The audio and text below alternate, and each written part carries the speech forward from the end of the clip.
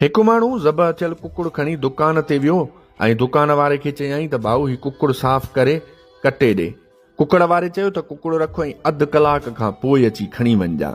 थोरी देरि में शहर जो काज़ी बि कुकड़ वारे वटि आयो ऐं चयाईं त मूंखे कुकुड़ ॾे। दुकान वारे चयो ही कुकुड़ केरु कटण लाइ ॾेई वियो आहे, ॿियो कुकुड़ मौजूदु कोन्हे, न त काज़ी साहब तव्हांखे ॾियां।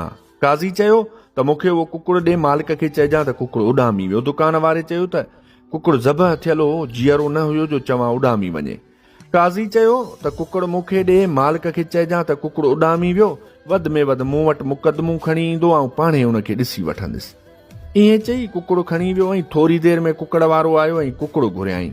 दुकान वारे चयो तुहारो कुकुड़ उॾामी वियो। कुकड़ वारे चयो कुकुड़ ज़बह थियल हो, कीअं उॾामी वियो? पर दुकान वारे चयो न उहो उॾामी वियो। कुकड़ वारे चयो हल काज़ी ॾे फ़ैसिलो करायूं। ॿई अदालत विया, रस्ते में ॾिठऊं त ॿ माण्हू विड़ी रहिया हुआ, हिकु मुस्लमान ऐं ॿियो यहूदी। दुकान वारो ॿिन्हिनि खे छॾाइण लॻो त दुकान वारे जी आङुर वञी यहूदी जी अखि में लॻी ऐं यहूदी जी अखि ज़ाया थी वई। माण्हुनि दुकान वारे खे चयो हल काज़ी ॾे। हाणे दुकान वारे ते 2 केस थी विया। दुकान वारो ॾुजी भॼी वियो ऐं माण्हू पुठियां लॻियसि।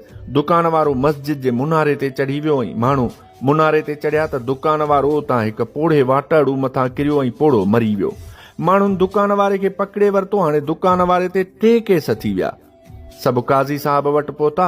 काज़ी कुकड़ वारे खे ॾिसी सोचियो त ही कुकड़ जे केस में आयो हूंदो, पर जॾहिं ॿियनि केसनि जी ख़बर पियसि त मथे ते हथ अची वियसि। सोच में अची वियो ऐं चयाईं त 3 केसनि जो फ़ैसिलो थोरी देरि में ॿुधाईंदुसि।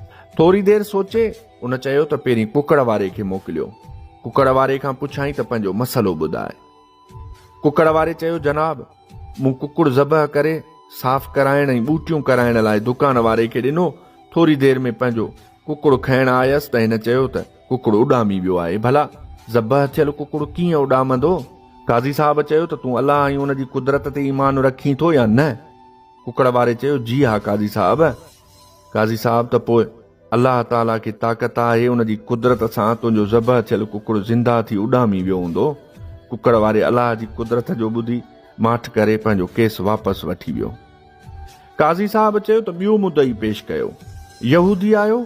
उन अर्ज़ु कयो त काज़ी साहब हिन माण्हू मुंहिंजी अखि में आङुर हणी अखि ज़ाया करे छॾी आहे, आऊं बि हिन जी अखि ज़ाया कंदुसि, फ़ैसिलो कयो। काज़ी साहब चयो त मुस्लमान ते ग़ैर मुस्लिम जी दयत अधु थींदी आहे। मुस्लमान खे मोकल ॾे त हू तुंहिंजी ॿी अखि बि ज़ाया करे, पोइ तूं उन जी हिकु अखि ज़ाया करे सघीं थो। यहूदी घबराइजी वियो ऐं चयाईं त आऊं पंहिंजो केस वापसि वठां थो। काज़ी साहब चयो टियों मुदई पेश कयो।